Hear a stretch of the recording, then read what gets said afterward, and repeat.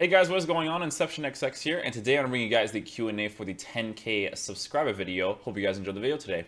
So our first question comes from Christian, and he asked, explain to us how chemistry in foot jab does not matter because many blind people think it still does. People who believe in chemistry for foot jab are not necessarily wrong because it does actually make a difference for your team. It does actually give your players a chemistry stat boost. So for instance, if your players have a hunter card, it gives them that hunter card base upgrade, which is, I believe it's +3 shooting and +3 pace. But the thing that I believe in is that why would I choose a Pardo over like a team of the season Marquisio? Even if team of the season Marquisio is on 0 chemistry, how much worse do you think they're going to make this card? They're not going to make him that much worse, which they don't because he feels incredible in the game. I've played Marquisio with absolutely no links around him. I've like literally red links around him, and he doesn't feel any more shittier. The only reason why people think that chemistry is a relevant thing in the game is because they're most likely playing in gameplay that sucks anyways. If they play with a team that has 100 chemistry and they go into divisions or cups, it's going to feel the same way as you do in foot draft if you have shitty chemistry. At least it does for me. It's different for everybody. Everybody has their own opinion about chemistry. I don't believe in it. That's why I do my drafts the way I do. I don't do it to basically be different or anything like that. It just works for me, and I try to win doing this. So that's why I continue to do it.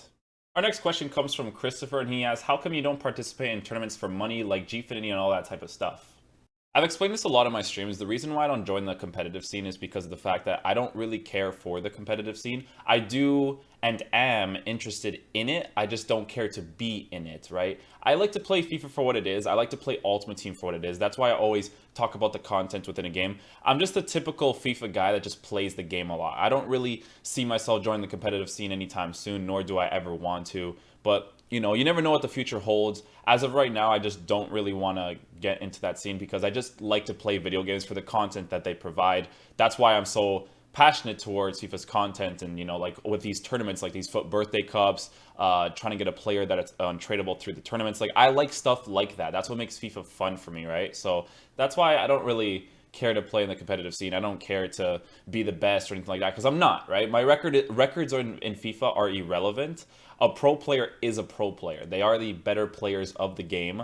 I don't care to be a pro player. I just want to play FIFA for fun. Yes, I played a lot. Yes, I do well in it, but FIFA is not the type of game that I would ever want to play in competitive because it's just so inconsistent and random, and I just wouldn't want to do it. Our next question comes from Roger, and he asks, what's your background, like where you're from, and what's your hobbies besides gaming? My background is Portuguese. I'm a Portuguese person, and the hobbies that I have besides gaming is playing soccer/football in real life.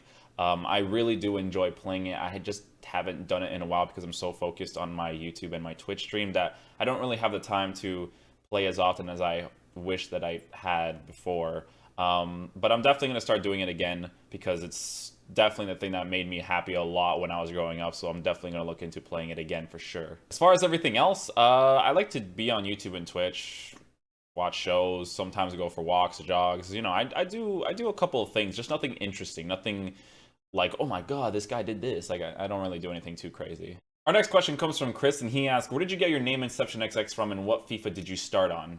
So for my gamertag inceptionxx, I used to play on the PlayStation 3, and I used to look around for gamer tags, and I really couldn't find one. I wasn't a really creative person when it came to gamer tags, so I just Googled it. I was like, okay, cool gamer tags, and then, you know, like people used to have those really crazy sniper names like 360 no scope Inception. I'm like, oh, Inception sounds pretty cool, so I chose Inception, and then obviously Inception was taken, so I'm like, okay, I'm just gonna add 2x's, and that's pretty much how it came to be. I switched over from the PlayStation to the Xbox. I remember having the gamer tag on the PlayStation. I don't remember how it was, but then I switched over to the Xbox back in the Black Ops 1 days. I think that's when I switched from my gamer tag, like when I went into a new one, and inceptionxx has just been the gamer tag since the Black Ops 1 days. I don't know when that game came out, but that's how long it's been since I had the gamer tag. Our next question comes from Kevin De Bruyne, and he says, if Liverpool and Porto play each other, who would you support? No question, without a doubt in my mind, it's going to be Porto. My ethnic background is Portuguese. I'm going to support my Portuguese brethrens, or my Portuguese team. Liverpool's my second squad. I do love Liverpool, but I would never choose Liverpool over Porto. That just wouldn't happen. Porto is the it for me. So we suck this year, but I would still choose them over Liverpool. Next question comes from Matthias, and he asks, what is the best advice you can give to people who will be better at FIFA?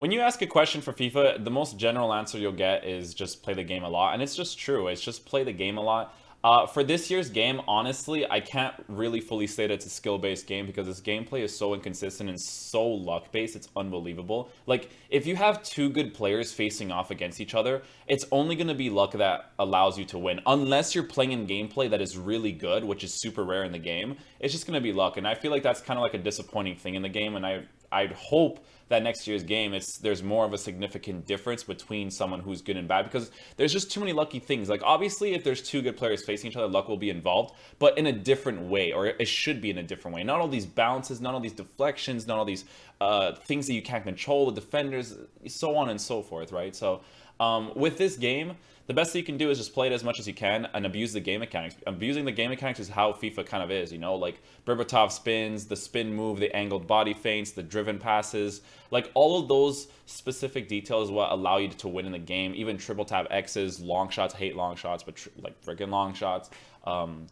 It's about abusing the game mechanics and abusing it to a game style that you understand what the other person wants to do to the best of your ability. Because like I said, this game is super inconsistent. I don't fully call it a skill-based game because of how inconsistent it is, but that's what I would do if I were people. Our next question comes from Alexander, and he asks, are team of the season Layun a life changer?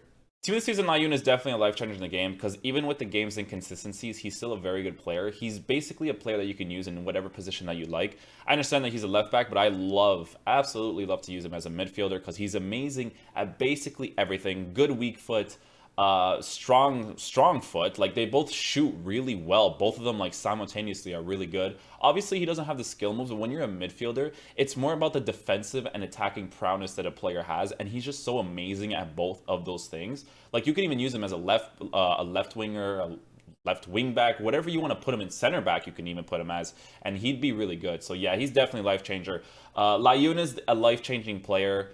Ronaldo's a life-changing player, and Hullet is a life-changing player. I love Team of the Season Marquisio, but I like regular Marquisio as well. Team of the Season Marquisio is way better than the regular one, but it's not like life-changing. Layun was life-changing. Swedish Emil asks, who is your favorite player in real life and why? Do you think 15k is good and enough for winning Division 1? In terms of my favorite player in real life, I love Quaresma. Quaresma is one of my favorite players since I was really young.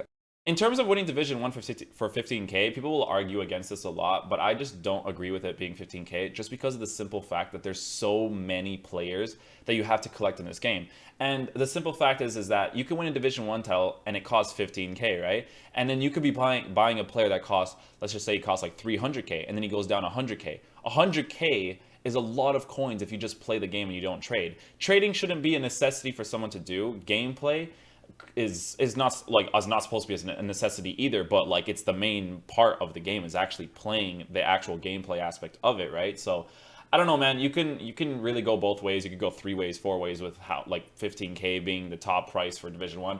I don't think it's enough. I don't think it's a good enough reward. I do think that divisions should definitely have a consecutive factor, just like the FUT Birthday Cup, but it should be continuous. It shouldn't just end at like, oh, he wins 10 Division 1s, no more challenge for him. No, let us go all the way to 100 if we really want to. Give it value, you know, so that I can actually want to play it all the time.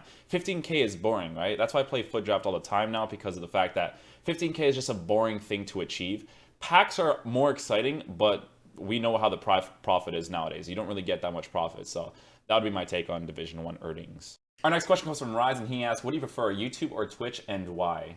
I feel like I would choose Twitch because Twitch is basically my home now, because that's why I not first started, because I did first start on YouTube and then I just kind of like progressed into Twitch. I like Twitch because you're interacting live with your stream and just playing a video game for what it is. Like for me, I'm just playing, and then like when I have like certain breaks, I talk to my chat and then just continue playing. I kind of like that aspect. I like that aspect a lot more than the YouTube aspect, but I still like to do YouTube as well, and that's why I continue to try to grow both of them, because I do enjoy doing both, but I would definitely choose Twitch over YouTube.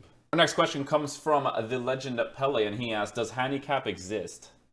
This is definitely a topic up for debate. I don't think that handicap or momentum exists. I just believe in poor gameplay and poor inconsistent gameplay, because for anybody who's played this game enough, I feel like there's at least some of you guys who have played this game when it feels outstanding for the entirety of a match. Whether someone scores, whether you concede a goal, it's just remains to be the same thing. I get why people think handicap and like scripting and momentum, all of that exists. I get why, but that's, for me, in my opinion, as far as I've been playing FIFA, that's down to the poor, inconsistent gameplay. And I really stress that it's the bad gameplay that I always talk about, right?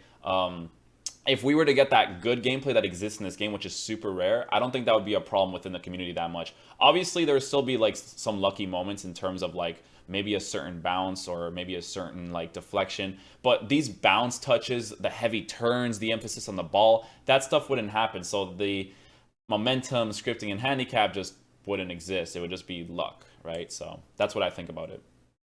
Our next question comes from Jones, and he asks, what stadium do you most want to visit in the future? The stadium that I definitely want to visit is definitely the Porto Stadium, the Estadio do Dragão.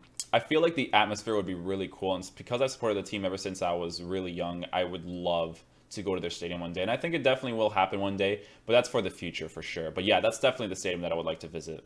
Our last question comes from You What M7, parody of You What Mate, it says, have you ever considered or will you do vlogs? Doing vlogs is not necessarily something that I would do because my life isn't really too interesting. If I lived in like a gamer house or something, maybe I would definitely do it, but I don't do anything that interesting in my life. Vlogging isn't really something that I really consider doing either. I just like to play games and just make it a gaming aspect thing. But you know, never say never. I might do vlogs in the future. You never know. You never know what the future holds. So I into consideration maybe, but as of right now, I don't think I ever would. So that's going to wrap up this Q&A, guys. I just want to say a huge thank you to everybody who has subscribed to the channel. I do appreciate it greatly. I appreciate the fact that everybody likes to watch the videos for what they are, and the fact that we have over 10,000 subscribers on the channel is awesome. So thank you guys so much for your support. I do appreciate it. The growth of the Twitch channel has also been really good. We're over 60K followers now, and last year I predicted that we were going to get like 30K by January, and we're at 60K right now, which is insane. So thank you guys again. I appreciate it very much. But other than that, guys, I hope you guys enjoyed the video today. If you guys did, please drop a thumbs up on it down below. And I'll see you guys for the next video or the stream. Peace.